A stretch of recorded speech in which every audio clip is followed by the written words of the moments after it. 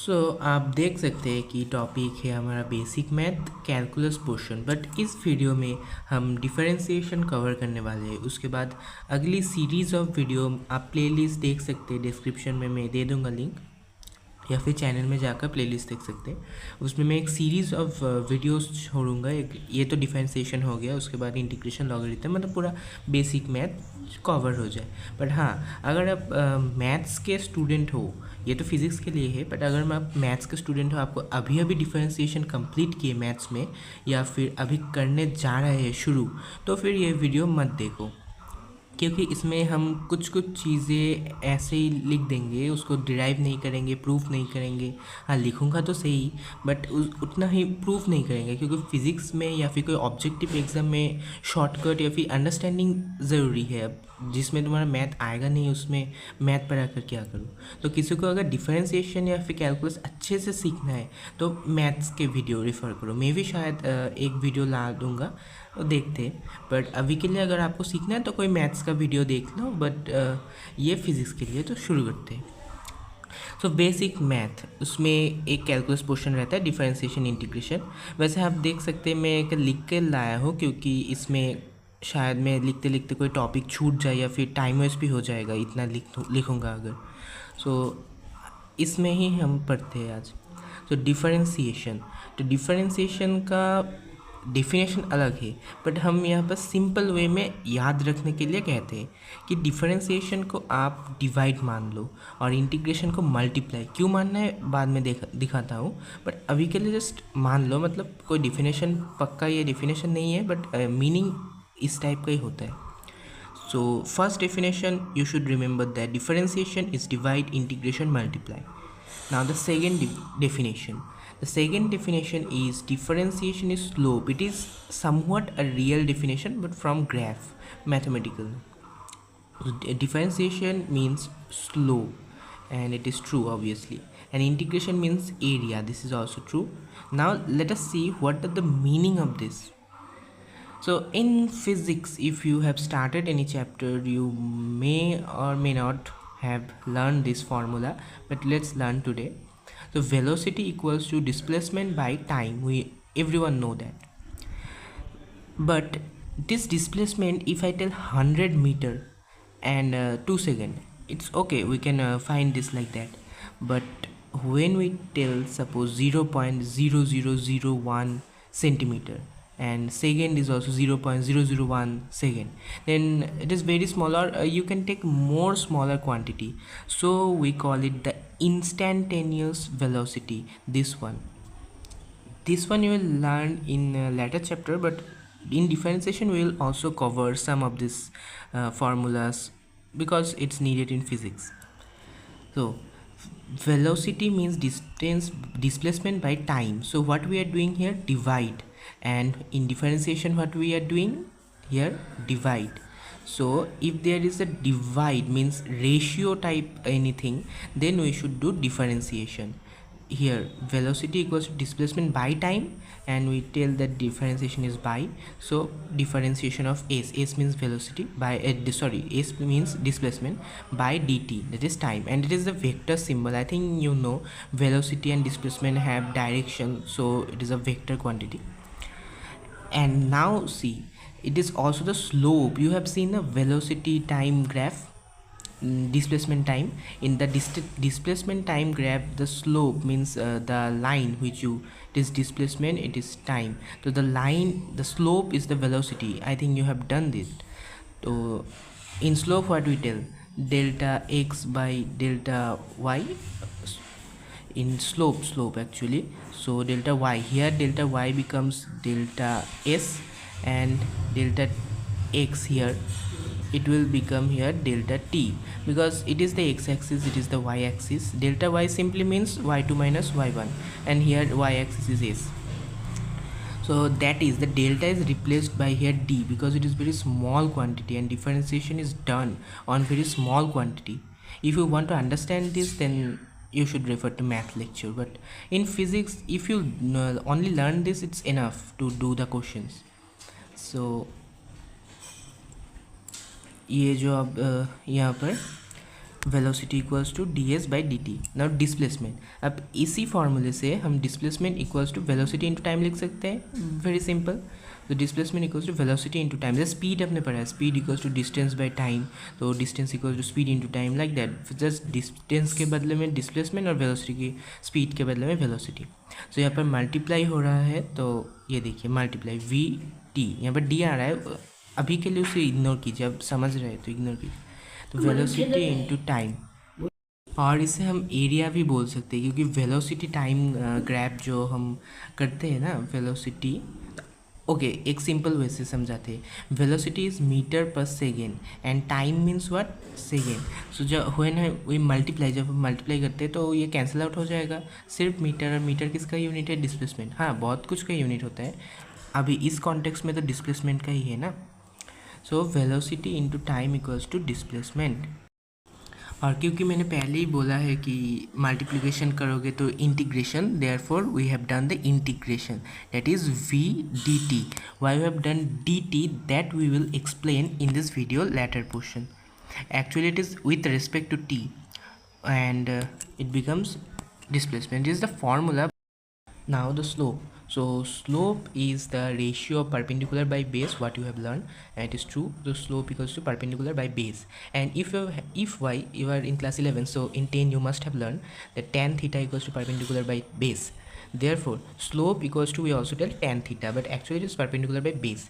But there is a formula, if you have heard, you may have confused. Perpendicular and base, it's a term, it's okay, but it's mainly for triangle, no? So we use a triangle, but main we tell that rise by run. It is the definition of slope somewhat. So इसका definition हम derivative में कैसे use कर सकते हैं? It is, हम कहते हैं rate of change of one physical quantity with respect to another. मतलब ये जो रेशियो निकाल रहे हैं, तो ये रेशियो मतलब क्या, विथ रिस्पेक्ट कर रहे हैं हम किसी का रेशियो, तो वही चीज़ rate of change of one physical quantity with respect to another. जैसे कि डिस्प्लेसमेंट का change with respect to time हम निकाल रहे हैं, तो वही बन गया velocity, it is a change. Now for the graph, means if you have to do the graph, how to do or how to read the graph. Slope is a quantity that is used to get the direction of line or the angle from the x-axis by equating tan theta equals to slope. अब इसका मतलब क्या हुआ समझते हैं, मतलब slope जो है वो ये लाइन है। अब स्लोप अगर नेगेटिव हुआ तो हम, अब tan थीटा कब नेगेटिव होता है, नॉर्मली हम 180 तक ही कर सकते हैं, इसके बाहर तो वो अलग से हम काउंट करते हैं। तो 90 तक tan थीटा पॉजिटिव ही रहता है, उसके बाद नेगेटिव आता है, क्यों आप क्वाड्रेंट पढ़े थे ना, ASTC, तो उसके बाद नेगेटिव आता है। देयरफॉर अगर स्लोप नेगेटिव हुआ तो हम उस ग्राफ को ऐसे ड्रॉ करते हैं, और अगर स्लोप पॉजिटिव है तो उस ग्राफ को ऐसे ड्रॉ करते हैं। तो इसमें हमें डायरेक्शन मिल रहा है कि कब कैसा ड्रॉ करना है, और उसके अलावा कितना एंगल करना है वो भी हमें मिल जाएगा। अगर हमें स्लोप पता है तो हम tan theta equals to slope कर सकते हैं, और थीटा निकालने का फॉर्मूला तो सबको पता होगा, tan इन्वर्स स्लोप। इन्वर्स कुछ नहीं है, वैसे ये क्लास 12 में तो है मैथ्स में, बट अभी समझ लो कि जैसे tan थीटा इक्वल्स टू, अगर √3 करूँ तो √3 के बदले में लिख सकते हैं tan 60 degree, and we compare that theta equals to 60।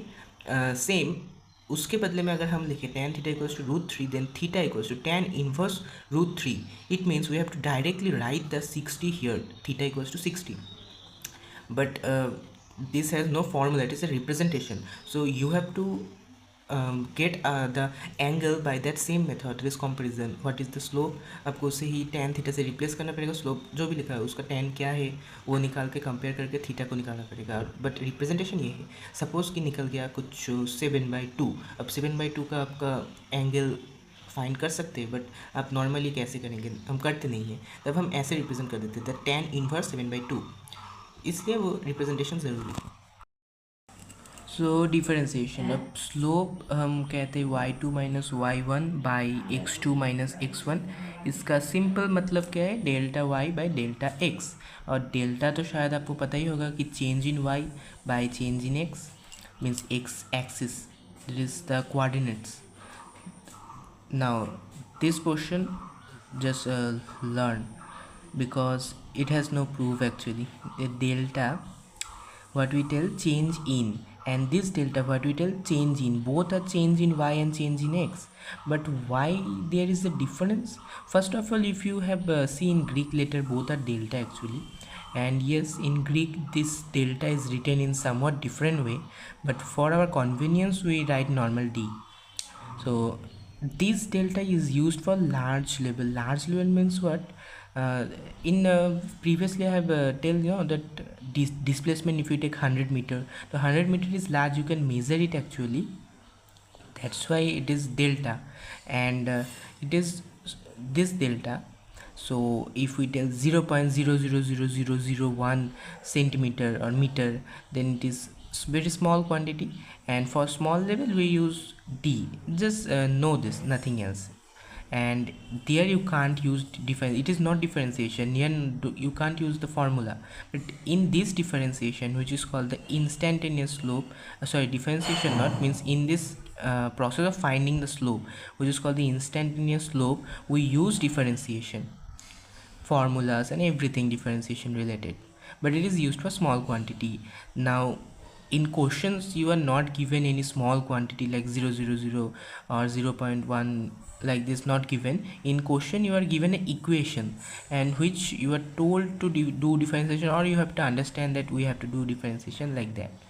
So in question this thing not matter much, the very small or large quantity. But yes, in problem which are suppose word with word written, what problem, that time you have to understand. That's why it is important to know that which one is for small quantity, large quantity, like that. Now the formula, there is formula obviously in differentiation, everything is not understanding. And but this thing you can understand. See, dx by dt, we read it as ddx of y function, but in this case we are considering is not as function, but okay. First formula dx by dt, so इसे one कर सकते, formula यही है, आपको शायद यही पढ़ाया गया था या फिर आपने पढ़ा, बट अगर आप समझना चाहते तो ऐसे कर सकते कि स्लोप निकालिए। ये टू लार्ज क्वांटिटी, ये मत सोचना टू स्मॉल है, लेकिन मैं समझने के लिए ये एग्जांपल ले रहा हूँ। तो अगर आपने 1 2 और इधर भी 1 2 कर दिया तो चेंज इन y कितना होगा 2 - 1, और चेंज इन x कितना होगा 2 - 1, तो 1/1 is 1। It is for understanding. अब ये मत सोचना कि 2 तो स्मॉल है तो डिफरेंशिएशन लगा सकते हैं, ऐसा नहीं है। एंड देन y हम लोगों ने क्या पढ़ा, डिफरेंशिएशन का सिंबल ही है dy/dx। बट इसमें याद रखना, अगर क्वेश्चन में जनरली आता नहीं है बट बोल रहा हूँ, क्वेश्चन में y दे दिया, y को डिफाइन नहीं किया, मतलब y डिफाइन नहीं किया मतलब ये डिफाइन क्या है कि y independent of x, y का कोई इक्वेशन दिया नहीं है, y को as a constant we are treating, that time it will become zero, because differentiation of a constant is zero. अब कांस्टेंट हम c से लिखते हैं लेकिन मैंने y लिखा जाके आपको कन्फ्यूजन ना रहे, मतलब y हमेशा फंक्शन ही हो जाएगा ऐसा कुछ नहीं है, y कांस्टेंट भी हो सकता है, कुछ और भी हो सकता है, दिया रहेगा क्वेश्चन में। अगर ज़ीरो है तो हम क्या कंसिडर करें, y is not a function and y is not defined as the any value of x, with any value of x means y is independent of x. But here a thing, this thing will become meaningless, we will understand it later portion, but it will become meaningless when suppose y equals to 3t, means y change with time but independent of x। अब time तो change होगा, y भी change होगा, but y कैसे change हो रहा है, x कैसे चेंज हो रहा है, ये तो हमें कुछ भी मतलब रिलेशन ही फाइंड नहीं करेंगे, इसका रेशियो क्या ही निकालेंगे, ये कैसे चेंज हो रहा है, सपोज़ ये 2 हो रहा है, ये 5 हो रहा है, लेकिन ये 3 हो गया तो ये 2 हो गया, ऐसा कैसे हो रहा है, तो ये मीनिंगलेस बन जाएगा। बट इन केस अगर y को कांस्टेंट पकड़े या फिर इंडिपेंडेंट ऑफ x पकड़ ले, x का भी इंडिपेंडेंट है और कांस्टेंट भी है, तो फिर ये ज़ीरो होगा, कोई फंक्शन है तो वो नहीं होगा। अब dy/dy 1 होगा क्योंकि dx/dx 1 होगा। अब ऐसा कोई सोचने की बात नहीं है कि y मतलब y एक्सिस ही पकड़ना है, ये y यहाँ पर नॉर्मल भी विथ रिस्पेक्ट भी लिख सकते हैं, dy/dy 1 like dx/dx 1 like that. अब देखो y by dx or ddx of y when y is dependent on x is different and not different. There is formula related to this, but these formulas are important. It means here we are considering y as function, means this is the thing which you have learned. Dy by dx is differentiation, means y is a function of x. Y has some relation with x, means x changes, y also change in a particular way. And now ddx of y, where y equals to 3t plus 2, means t is independent of x, t is also independent of x but changes, t change करता है, t कोई fix value नहीं है, तब ये expression meaningless बन जाता है, क्योंकि अब y कैसे चेंज कर रहा है, x कैसे चेंज कर रहा है, इसका कोई हमें आइडिया ही नहीं है, तो इसका रेशियो कैसे ही निकालेंगे। उसके बाद अगर इसमें थोड़ा सा हमें इधर उधर कर दे कि यहाँ पर x लगा दे तो भी चीज़ बदल जाएगा। और इसका ही फार्मूला होता है, ये फार्मूला यहाँ पर तो डायरेक्ट यूज़ किया है, बाद में लिख भी दूंगा। तो यहाँ पर जब ये इसे हम फंक्शन ऑफ x ही कहेंगे, क्योंकि एक तो x है, हाँ दूसरा t है, लेकिन एक x से अब रिलेशन में एक भी x आ जाए, x नहीं जिसका रिस्पेक्ट में कर रहे हैं वो एक भी आ जाए, अगर ये t रहता तो ये डिफाइंड हो जाता है, यहाँ पर अगर t रहता डिफाइंड हो जाता। वैसे ही यहाँ पर x है और यहाँ पर विथ रिस्पेक्ट टू x ही हम कर रहे हैं, तो ये डिफाइंड है, इसमें हम कर सकते हैं डिफरेंशिएशन। तो डिफरेंशिएशन करने पे हम क्या करेंगे, एक प्रॉपर्टी है वो हम लिख देंगे बाद में, हम तो डायरेक्ट किया है, तो प्लस कर देते हैं 3t और यहाँ पर 2x। अब 3t ज़ीरो क्यों हो जाएगा, क्योंकि 3 तो कांस्टेंट है और t इंडिपेंडेंट ऑफ x है, हम यहाँ पर इसे कांस्टेंट पकड़ सकते हैं हमारी इक्वेशन वाइज, इसलिए मैंने बताया उस समय dy बाई dx भी ज़ीरो हो सकता है जब हम y को कांस्टेंट पकड़े। अब यहाँ पर कांस्टेंट ही क्यों पकड़ रहे हैं, ऐसे भी सोच सकते हैं कि y तो चेंज हो रहा है, t चेंज हो रहा है, x नहीं। अब इसमें भी वैसे सोचोगे तो नहीं होगा, इसका भी कुछ फार्मूलेस प्रूव होते हैं, बट अभी ज़रूरत नहीं, ये ऐसा ही होगा क्योंकि यहाँ पर x का रिलेशन तो है और इसके साथ कोई इसका रिलेशन है ही नहीं, मतलब इसका जो भी वैल्यू हो जाए x के साथ चेंज नहीं करेगा, लेकिन ये करेगा, तो हमें यहाँ पर दोनों का ही एक साथ है रिलेशन, इसलिए हम इसे ज़ीरो ले लेंगे क्योंकि इसके साथ कोई बन नहीं रहा रिलेशन, है ना। तो इसमें देखते हैं, इसका भी एक फार्मूला है जो अभी आप समझेंगे, यहाँ पर तो एग्जांपल में दे दिया हूँ, बट टू यहाँ पर ये फार्मूला ये है कि कोई कांस्टेंट और अगर x रहे और विथ रिस्पेक्ट टू x हम कर रहे हैं तो कांस्टेंट बाहर निकल जाएगा और rest over portion means the x differentiation में रह जाएगा, और D D X of x तो आप जानते 1 होगा, तो 2 1 0 is 2 and plus 0 is nothing, is 2। now where whatever the value is not dependent on x is not really differentiated, मतलब इसका वैल्यू x में क्या आपको दिख रहा है कि x में कुछ डिपेंड कर रहा है, नहीं कर रहा है, तो इसका हम क्या डिफरेंशिएशन करेंगे, इसलिए उसको zero. Rate of change of 3t with respect to x is zero, मतलब x के रिस्पेक्ट में 3t का कोई भी चेंज नहीं हो रहा है, इसलिए उसमें हम ज़ीरो कर देंगे। और अगर सिर्फ यही रहता तो शायद वो अलग हो जाता, जैसे कि पहले वाले इक्वेशन की तरफ हो जाता। अब टी चेंज कर रहा है, कांस्टेंट नहीं है, हाँ टी को अगर कांस्टेंट बोल दिया तो ज़ीरो ही होता, लेकिन टी अगर बोल दिया कि टी चेंज कर रहा है उसके बाद भी विथ रिस्पेक्ट टू एक्स, सब वो मीनिंगलेस, नॉट डिफाइंड, ठीक है। और ये चाहो तो पढ़ लेना, वैसे समझा ही दिया है, वही लिखा है यहाँ पर। नाउ इम्पॉर्टेंट फार्मूले में हम चले आते हैं। तो first formula is for multiplication, you भी जहाँ पर भी मैं लिखूँगा ना उसको एक फंक्शन ऑफ एक्स मानना है। वैसे तुम्हें फंक्शन ऑफ एक्स पता है, मतलब एक फंक्शन ऑफ एक्स, इसे कहते हैं फंक्शन ऑफ एक्स, ये हम वाई जनरली लेते हैं, वाई ना भी ले सकते हैं, यहाँ पर हम यू वी ले रहे हैं, ठीक है। तो फंक्शन ऑफ एक्स मतलब कोई एक्स का रिलेशन है, जैसे कि एक्स प्लस वन, फिर एक्स स्क्वायर माइनस वन, कुछ भी, मतलब एक्स एक टर्म होगा उसके साथ रिलेशन है। तो वही यहाँ पर वी नहीं है, वी में कोई एक्स टर्म के साथ रिलेशन वाला कोई इक्वेशन है इस v के बदले में, या फिर u के बदले में, इसलिए u and v are function of x।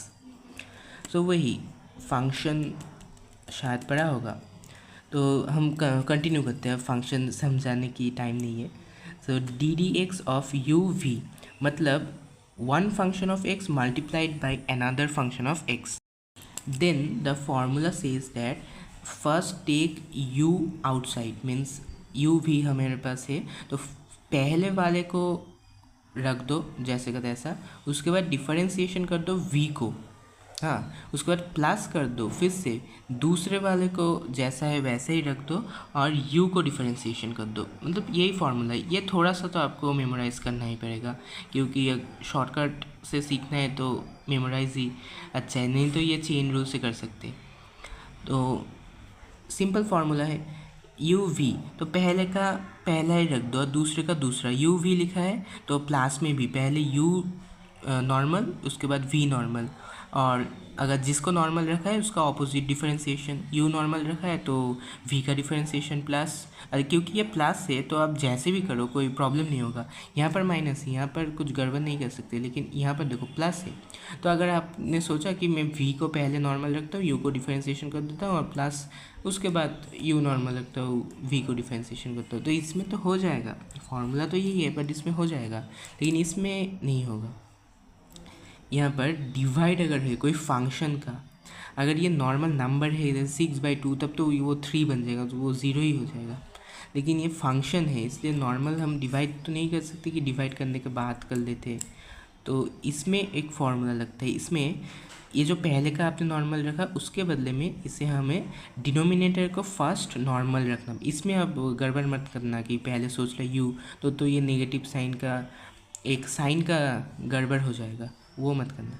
तो v है नीचे डिनोमिनेटर में तो v को ही पहले रख लो, उसके बाद ऊपर वाला न्यूमरेटर को डिफरेंशिएट कर दो, उसके बाद माइनस न्यूमरेटर को नॉर्मल रखो और v डिनोमिनेटर को डिफरेंशिएट कर दो और पूरा डिवाइडेड बाय ये जो डिनोमिनेटर में जो भी रहेगा उसे नॉर्मली स्क्वायर कर देना है। ये कोई डिफरेंशिएशन नहीं है, नॉर्मल स्क्वायर है। मतलब v अगर आप पकड़ लो कि x+1 है then it will be x+1 whole square, ऐसे नॉर्मल स्क्वायर करते हैं। उसके बाद प्लस माइनस मतलब ये हम शॉर्टकट में बोलते हैं, जैसे कि x+1 और x-1, तो इसे हम कह सकते हैं x+-1। मतलब पहले हम सपोज प्लस कर लेते हैं एक इक्वेशन और एक इक्वेशन में माइनस कर लेते हैं, इसका मतलब ही ये है। यहाँ पर भी अगर u प्लस v रहे तो differentiation of u plus differentiation of v, and u minus v रहे तो जस्ट साइन माइनस हो जाएगा, बाकी सेम रहेगा ना। ए वी यहाँ पर आप सोच सकते हैं यू वी की तरफ ए वी कर देते हैं, लेकिन ए कांस्टेंट है, ये लिखा भी है। अब क्वेश्चन में तो ए नहीं आएगा, कोई कांस्टेंट लिखा रहेगा 5 या 2 लाइक दैट। सो डिफरेंशिएशन जब एक constant and function of x मतलब यहाँ पर क्योंकि हमने एक्स लिखा है इसलिए फंक्शन ऑफ एक्स, कुछ और रहता तो फंक्शन टी रहता तो function of T like that, तो जिसका रिस्पेक्ट में है वो, तब कांस्टेंट बाहर निकल आएगा, अब ज़ीरो नहीं होगा, अब कांस्टेंट बाहर निकल आएगा और ये रेस्ट ओवर पोर्शन यहाँ पर रह जाएगा। और अगर क्योंकि एक फंक्शन ऑफ एक्स है इसलिए हम ऐसे लिख रहे हैं, बट अगर ये एक्स नॉर्मल हो जाता है, नॉर्मल एक्स, तब तो आप जानते हैं कि D D X of x is 1, तो सिर्फ ए हो जाता, कांस्टेंट पोर्शन ही इसका आंसर हो जाता। अब है डिफरेंशिएशन ऑफ लॉग एक्स, यहाँ पर ln(x) लिखा है, log ही है इसका मतलब भी, but it is log to the base e। एक नंबर होता है जिसको हम यूज़ करते हैं बहुत, इसका नाम भी है, कई अलग कॉन्टेक्स्ट में अलग लेते हैं, जैसे ऑयलस नंबर कहते हैं, एक कांस्टेंट भी होता है, तो यहाँ पर ये कांस्टेंट है 2 पॉइंट समथिंग इसका वैल्यू होता है। तो ln(x) means log base e x, ठीक है, ये नेचुरल लॉगरिथम है। क्योंकि ये मैं इतना बोल नहीं रहा क्योंकि लॉग का कॉन्सेप्ट है और आपने शायद नहीं पढ़ा है, लेकिन ये समझ लो कि नेचुरल लॉगरिथम है, जब भी ln(x) लिखा रहेगा तो log e x ऐसा ही इसका रिप्रेजेंटेशन होगा। मतलब जो भी लिखे बात तो सेम ही है और उसका डिफरेंशिएशन 1/x होगा, बस इतना ही समझना है। इस ये लिखा रहे जनरली ये लिखते हैं, लेकिन ये है क्या, फिर ये है डिफरेंशिएशन 1/x, और सिमिलरली इंटीग्रेशन इसका यही बन जाएगा क्योंकि इंटीग्रेशन डिफरेंशिएशन का रिवर्स हो जाता है ना, तो इसका इंटीग्रेशन कर दूँ तो ये बन जाएगा, ये बन जाएगा और ये भी बन जाएगा, दोनों सेम ही है। अब तक तो आपने सिंपली पढ़ लिया, मतलब कुछ अपने शायद मेमोराइज़ किया, कुछ समझा, लेकिन इसमें तो कुछ कर नहीं सकते, इसको आपको मेमोराइज़ ही करना पड़ेगा। था थोड़ा डिफ़िकल्ट होता है, ये ना करो तो भी चलेगा, लेकिन ये 3 को तो आप करना ही पड़ेगा। Sine x cos x, differentiation of sine x is cos x. वैसे सिंपल है, देखो साइन और कॉस थोड़ा रिलेट होता है कि नहीं, मतलब साइन 90 डिग्री और कॉस 0 डिग्री सेम हो जाता है ना। तो वैसे आप कोई भी निमोनिक्स के टाइप से आप समझ सकते हैं इसे, मतलब मेमोराइज़ कर सकते हैं, क्योंकि और कोई तो रास्ता भी नहीं। तो differentiation of sine x is cos x का माइनस साइन एक्स, मतलब रिवर्स हो रहा है। देखो साइन का कॉस और कॉस का साइन, बस एक नेगेटिव साइन एक्स्ट्रा आ रहा है कॉस के, है ना। और टेन एक्स का डिफरेंशिएशन सेक्स स्क्वायर्ड एक्स, हाँ इसमें आप रिलेट तो नहीं कर सकते, बट सेक्स स्क्वायर्ड एक्स सबको मेमोराइज़ करना पड़ेगा।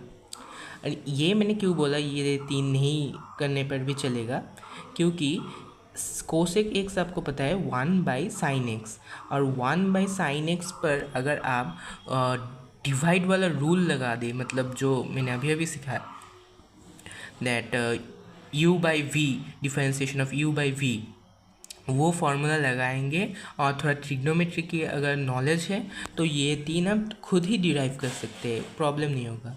बट ये 3 तो मेमोराइज़ करना पड़ेगा, क्योंकि ये डिराइव करने के लिए इनका वैल्यू तो चाहिए। अब ये तो मैंने एक्स लिखा है, एक्स एक नॉर्मल एक्स ही है, लेकिन फंक्शन ऑफ एक्स रहे, एक्स का कोई रिलेशन रहे, डायरेक्ट सिर्फ एक्स ही डायरेक्ट ना रहे। जैसे कि यू, मैंने बोला था ना यू और वी, इस लेक्चर में हम जब लिखेंगे उससे फंक्शन ऑफ एक्स पकड़ेंगे, यहाँ लिखा भी है। तो जब साइन यू, मतलब साइन उसके एंगल के जगह में कोई फंक्शन ऑफ एक्स है, मतलब वो फंक्शन ही एंगल है, तब हमें करना क्या है, साइन को सिंपली पहले तो यही करना है, कॉस यू कर देना है, उसके बाद मल्टीप्लाई करके इस u का डिफरेंशिएशन करना है, क्योंकि u एक फंक्शन ऑफ x है, तो इसका डिफरेंशिएशन करना है हमें। वैसे एक चीज़ देखो, x में हमने tan x को, अच्छा sin x समझा रहे तो sin x को हमने cos x किया, हम अगर यहाँ पर मल्टीप्लाई dx/dx कर दे तो ये 1 हो जाएगा। मतलब यहाँ पर भी ऐसा नहीं कि रूल सिर्फ इसके लिए है, रूल यहाँ पर भी हो रहा है, हम x को भी डिफरेंशिएट कर रहे हैं यहाँ पर, लेकिन वो 1 हो रहा है, इसलिए 1 हम लिखते नहीं है, क्योंकि मल्टीप्लाई 1 करेंगे तो वो नंबर इटसेल्फ ही रह जाएगा। मतलब यहाँ पर x रहे u रहे, हमारे एक डिफरेंशिएशन तो ऑब्वियसली हो रहा है, यहाँ पर भी हो रहा है, यहाँ पर भी हो रहा है, पर यहाँ पर हम नोटिस कर रहे हैं क्योंकि ये फंक्शन ऑफ x है, तो थोड़ा आंसर अलग आएगा, एटलीस्ट 1 जनरली आएगा, जनरली क्या 1 आएगा नहीं, 0 आ सकते, कुछ और आ सकते हैं। और यहाँ पर x है तो इसका 1 ही आएगा, और मल्टीप्लाई 1 मतलब वो खुद ही है, इसलिए हम लिखते नहीं हैं। यहाँ पर समझाने लायक तो उतना कुछ है नहीं, जनरली मेमोराइज। और इसका नोट्स मैं अपलोड भी कर दूंगा, डिस्क्रिप्शन में लिंक होगा पीडीएफ का। और उसके साथ थोड़ा इम्पॉर्टेंट कुछ और है जो बुक्स से मैंने फ़ोटो खींचे हैं, उन बुक्स का नहीं, बस उस फ़ोटो का पीडीएफ डाल दूंगा इसके साथ ही, नोट्स के साथ। और some special case of differentiation, यही जो e⁻x रहेगा, तब हम उसको कुछ नहीं कर सकते, इसको डिफरेंशिएट करो, इंटीग्रेशन करो, यो e⁻x ही होगा। ये थोड़ा सा स्पेशल है, आप इसे नॉर्मल याद रख देना। e⁻x का डिफरेंशिएशन करो, इंटीग्रेशन करो, वो e⁻x ही होगा, इसका मतलब अलग ही है, मैं खुद कांस्टेंट रहूँगा अलग, ऐसे कुछ। तो लेकिन इसमें भी एक प्रॉब्लम है, जब x replace by a function of x, मतलब u या फिर v कोई फंक्शन ऑफ x कर दे, तब ये, वैसे तो मैंने बोला था ई एक्स ही होगा, वैसे e⁻u ही होगा। और लेकिन उसके साथ यहाँ पर जैसे मल्टीप्लाई किया, यहाँ पर भी एक मल्टीप्लाई कर देना है, du/dx, यहाँ पर भी मल्टीप्लाई हो रहा है dx/dx, बट वो 1 हो रहा है, इसलिए हम लिखते नहीं हैं। तो वैसे मतलब डिफरेंशिएशन में आप एक चीज़ नोटिस कर सकते हैं कि जहाँ कभी भी फंक्शन रहेगा, पहले तो फंक्शन को इग्नोर कर दो, जो है उसका सिंपल डिफरेंशिएशन कर दो, उसके बाद multiply differentiation of that function भी हमें करना पड़ रहा है। अब नोटिस किया है शायद ये, तो वही यहाँ पर है, देखिए यहाँ पर भी हम मल्टीप्लाई वो फंक्शन का डिफरेंशिएशन कर रहे हैं, कुछ कॉम्प्लेक्स उतना नहीं है, बस कुछ मेमोराइज़ करना है, जैसे वहाँ पर 3 मेमोराइज़ करना है, यहाँ पर e⁻x मेमोराइज़ करना है, ये तो इजी है फिर भी। Differentiation of power of x का अगर कोई पावर रहे या फिर कोई फंक्शन ऑफ एक्स का पावर रहे तो फिर हम क्या करें।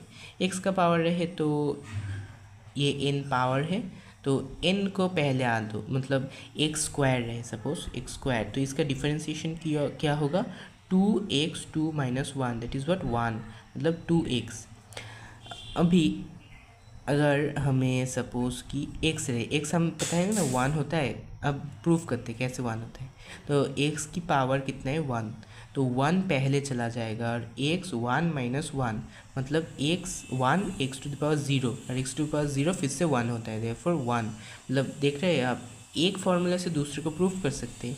जैसे एक D D X of x हम प्रूफ कर दिए इस फॉर्मूले से, क्या होता है 1 होता है। और यहाँ पर ही अगर माइनस एन रहे तो सिंपल जहाँ पर भी एन लिखा है उसके पर माइनस कर देना, minus n x to the power minus n minus 1, सब सेम है, बस जहाँ पर माइनस एन है यहाँ पर प्लस एन है तो यहाँ पर सेम साइन चेंज कर देना है। अब यहाँ पर फिर से सेम वही टॉपिक वही चीज़ यहाँ पर मल्टीप्लाई किया है, ट्रिग्नोमेट्री में भी मल्टीप्लाई किया है तो यहाँ पर भी मल्टीप्लाई ही होगा। नॉर्मली ये जो लिखा है आपको यहाँ पर भी वही करना है। उसके बाद multiply differentiation of that function, बस इतना ही। और यहाँ पर मैंने कुछ चीज़ें प्रूफ किया है, जैसे इसमें आप देख सकते हैं कि माइनस एन, यहाँ पर माइनस एन माइनस 1 ही क्यों होगा। हमने यहाँ पर डिवाइड ले लिया 1 by u to the power n, उसके बाद डिवाइड का जो फॉर्मूला है वो किया, उसके बाद ऐसा किया, इसके बाद हमने यहाँ पर क्यों माइनस किया वो देखते हैं। माइनस एन मल्टीप्लाई, ये सब मल्टीप्लाई के रिलेशन में है और ये डिवाइड के रिलेशन। अब प्लस रहेगा तो डिस्ट्रीब्यूट हो जाता है ना डिनोमिनेटर, बट यहाँ पर क्या है मल्टीप्लाई, मतलब किसी एक में भी आप अगर ये लगा दो तो कोई प्रॉब्लम नहीं होगा। तो मैंने क्या किया, इसके नीचे ही ये लगाया और बाकी लोगों को मल्टीप्लिकेशन में रख दिया। तब आपको एक्सपोनेंट का फॉर्मूला तो पता है कि ऊपर नीचे माइनस हो जाता है जो पावर अगर बेस सेम हो, तो यहाँ पर भी नंबर सेम है, u है फंक्शन ऑफ x और पावर माइनस हो रहा है तो माइनस होकर माइनस एन माइनस 1 ही आ रहा है, बाकी तो मल्टीप्लाई में ही। और यहाँ पर अगर एक कांस्टेंट और एक function of x to the power n आ जाए तो क्या करें। तो फर्स्ट ऑफ ऑल तो आपको कांस्टेंट को बाहर निकालना है, उसके बाद u to the power n का जो फॉर्मूला है वो लगा देना है, सब मल्टीप्लाई। और तीसरा एक इम्पॉर्टेंट है कि constant of x plus a constant, A भी एक कांस्टेंट है सी भी एक कांस्टेंट है, तब हम क्या करें, और सी के साथ एक्स है, एक्स का कोई फंक्शन नहीं है, अगर फंक्शन होगा तो वो भी सेम हो जाएगा, मतलब सी बाहर निकल के डिफरेंशिएशन ऑफ दैट फंक्शन। लेकिन आपको सिंपल यही लिखा है एक कांस्टेंट, सपोज कि 5x प्लस 2, सपोज तो 5x प्लस 2 या फिर 7x माइनस 1 कुछ भी लिखा हो, तो वहाँ पर एक से एक्स की पावर 1 है और बाकी दो कांस्टेंट है, बीच में प्लस माइनस कुछ भी लिखा होगा, तो तब हम कांस्टेंट को ही बाहर निकाल देते हैं, बाकी सब ज़ीरो हो जाता है और कोई वैल्यू नहीं रहता। यहाँ पर प्रूफ भी है, देख सकते हैं साइड में। कुछ क्वेश्चंस देख लेते हैं, हम एक्सरसाइज का वीडियो एक अलग से लाएंगे, बट यहाँ पर कुछ एग्जाम्पल के टाइप से क्वेश्चंस देख लेते हैं। तो first is differentiation of tan u where u is sin x। इसका सिंपल मतलब है कि differentiation of tan in bracket sin x। तो उसका हम क्या कर सकते हैं, फर्स्ट ऑफ ऑल तो tan u का differentiation that is sec square u, उसके बाद u का डिफरेंशिएशन, अब u बोला है कि sin x होगा तो sin x का डिफरेंशिएशन वो भी हमें पता है cos x, then sec square u dot means multiply cos x which is sec square u के बदले में sin x लिख सकते हैं और मल्टीप्लाई cos x। एक और थोड़ा सा सिमिलर ही है कि differentiation of cos u where u is 7x minus 2, मतलब u कोई फंक्शन ऑफ x है और cos u का हमें डिफरेंशिएशन करना है, तो फर्स्ट cos u को हम माइनस साइन u लिख सकते हैं और उसके बाद differentiation of that function of x that is 7x minus 2, तो उसके बाद मल्टीप्लाई सिंपल। ये तो हमें अभी अभी किया कि सी एक्स प्लस माइनस ए रहेगा तो सिर्फ सी निकल आएगा, तो यहाँ पर भी minus sine u multiplied by only the constant that is 7, that is minus 7 sine और यू के बदले में आप लिख सकते हैं 7x माइनस 2। तो ये जस्ट एग्जाम्पल थे, बाकी क्वेश्चन हम बाद में करते हैं। एक कोई अलग वीडियो में मैं ले आऊँगा। इस सीरीज़ आप प्लेलिस्ट में देखते रहिएगा, वीडियो शायद लॉन्च हो जाएगा बहुत जल्दी। और अगर अभी हो गया है तो प्लेलिस्ट भी क्रिएट हो जाएगा, तो आप डिस्क्रिप्शन में चेक कर लीजिए। अगर है प्लेलिस्ट तो उसमें देख लीजिए, अगर नहीं है तो थोड़ा सा वेट कीजिए। Okay, so for today, bye bye and stay tuned for more such amazing videos। और अगर आपको कुछ भी रिकमेंडेशन या फिर इस टीचिंग में कोई भी अगर आपको लगे कि कुछ गलती हुआ है या फिर कुछ टॉपिक मिस हो गया है तो आप कमेंट कर दीजिएगा। कुछ भी अगर मुझे रिलेवेंट लगे और सही लगे तो मैं पिन कर दूंगा उस कमेंट को और मैं रिप्लाई भी कर दूंगा। So thank you.